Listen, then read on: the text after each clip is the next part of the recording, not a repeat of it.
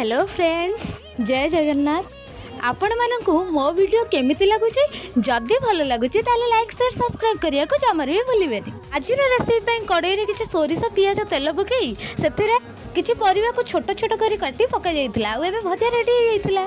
Same process रे सोरिष तेल पियाज पकई तापर आलू पकई सेतिरे सोरिष बाटणा दिया जाइतिला। स्वाद अनुसार लूण लंका गुंड हळदी गुंड पकई सेतिरे गोटे कंचा आम पकई जाइतिला तापर पकई जाइतिला भेंडी। एबे आसीतिला सबुठारु हेल्दी फूड रो टाइम, सेटा होछि साग भजा। आग साग को कड़ाई रे लूण पकई सिझा जाइतिला तापर सुखिला लंका सोरिष कच्चा रसुण आ किछि सोरिष तेल पकई तापर सेतिरे सिझा जाइतबे साग को पकई जाइतिला। रेडी होइतिला आज रो मोर हेल्दी मेनू।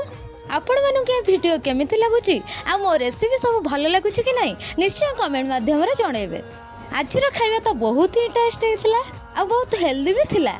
मु तो डेफिनेटली रिक्वायर करबी ए खाଇବା खाया पई।